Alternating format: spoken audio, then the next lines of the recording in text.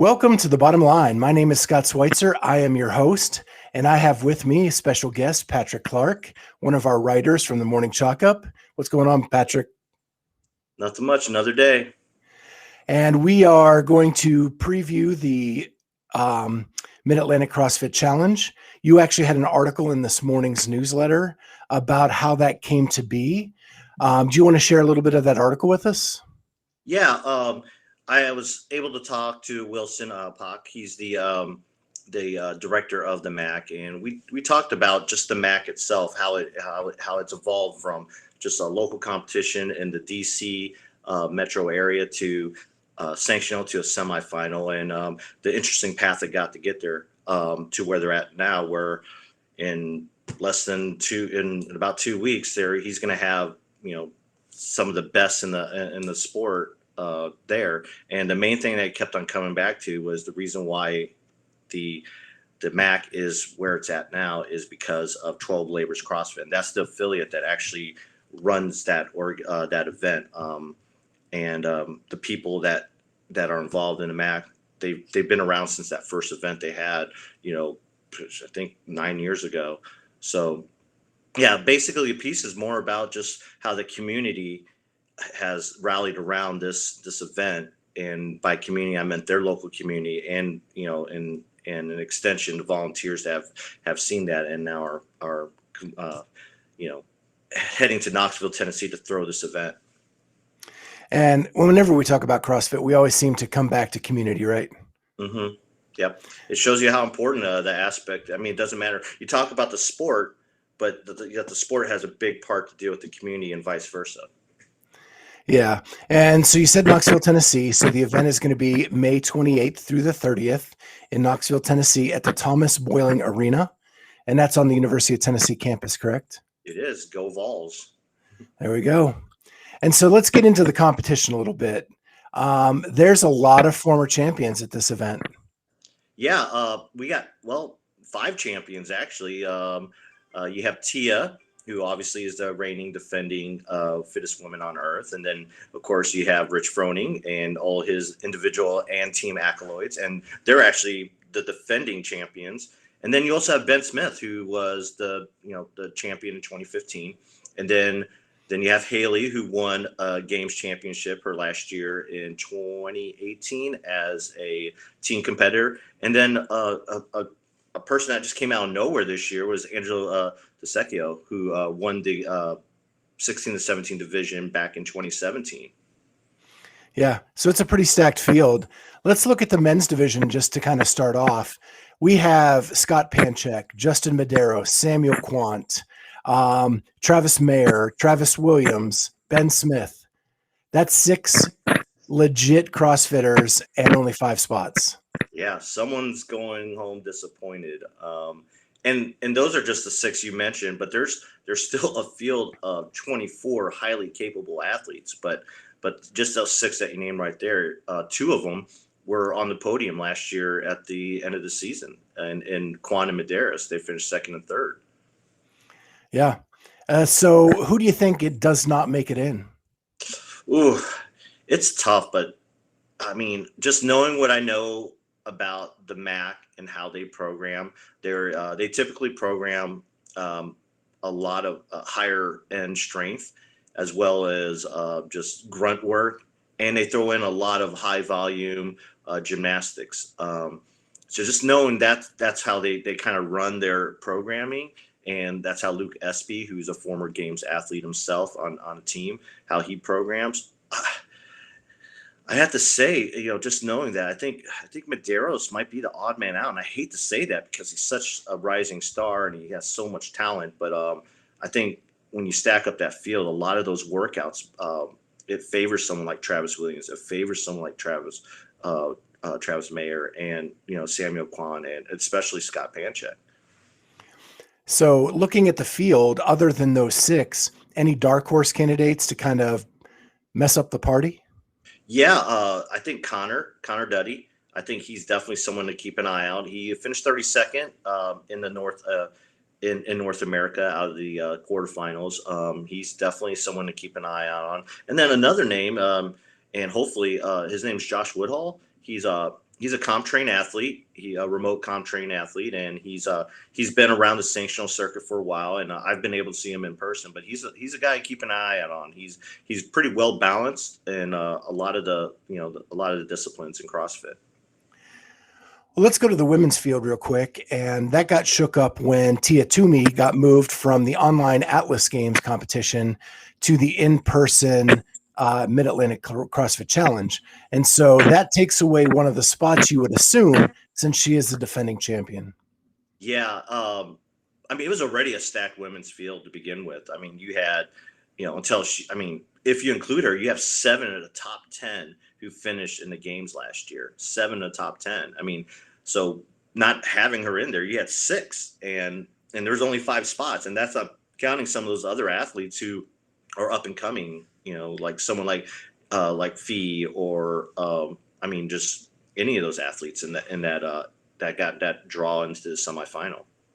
And just to name a few of them, Brooke Wells is there, Amanda Barnhart. There is Haley Adams, Jessica Griffith. And that's just to name a few of them. Yeah. I mean, if you look at that, it's a stacked list. It'll be interesting to see what happens, how it plays out. Tia and Brooke, just seeing them go, they did the Open, they did the semifinals together. So now we're going to see them on the competition floor where it really matters, and see how that works out. And then you throw in a healthy Amanda Barnhart, a healthy Amanda Barnhart in a live competition. I'm excited to see what happens. Yeah, and Haley with a recovered ankle. Mm-hmm. Yeah, exactly. So who do you think the odd woman out is in this field? Oh, geez. In that field, again, knowing the programming, knowing that there'll be a high volume of weight and, a lot of grunt work. I have to say right now, I mean, Fee she's pretty high in the seeding for that semifinal, but I think that she might have a difficult time punching her card to the games. So, any dark horses in this field? Oh yeah. Like I said, there's the field is outside of those 4 athletes we mentioned earlier, and some of them more well known. I think the dark horse, someone to look for, is Christine Colembrander. She's a games athlete on a team. She's made the games, I think, 3 years in a row, 17, 18, and 19 with the CrossFit 417. And last year, 2019 or 2020 season, she was trying to go individual, and she probably would have made it as an individual, but obviously the pandemic canceled a lot of the semifinals. But she's someone to watch. She finished 16th overall worldwide in the Open, and she's got a high level of gymnastics. She's very strong. I think she took 2nd in North America in the front squat, test during the quarterfinals. And so then we move to the team competition, and with Mayhem Freedom there, it's pretty much a given that they will probably run away with this one with the lineup they have. Any dark horses to give them a run? I actually think Mayhem's just going to win all the events there, especially if it's something that involves a worm, because that's what they're known for and that's what they've been doing. But I don't. There might be a team or two that takes maybe a first place from them, but teams I'm looking at are CrossFit West Chase. They're out of Tampa. They finished 7th in the quarterfinal in North America. They feature Aaron Hanna. He's a 2015 Games athlete, and they have a couple other like regional type athletes and some young athletes, like they have a 21-year-old girl on their team woman that she's someone to keep an eye on. And then you have On Track. They're out of Kansas. They finished 9th in North America. They had 2 top 5 finishes in North America, including a 2nd place in the team quarterfinals. They have a games athlete, Addison Balderston. She was a teen athlete, competed at the games, and they also have a woman named Janelle Stites. She's been to regionals 4 times. And then you have Lone Star, CrossFit Lone Star out of Texas. They competed as a team in the 2018 games. And then, of course, there's a name on their training think tank. They've been around, obviously it's a training think tank crew. So, they're going to be well coached. They're going to be well prepared. So that's another team to keep an eye on. And then I'm going to show a little bias, but, my team, my gym, CrossFit Gambit, they'll be fielding a team. And of course, they're anchored by a games athlete in Kelly Jackson. So I'm interested to see. But at the end of the day, I think it's all CrossFit Mayhem.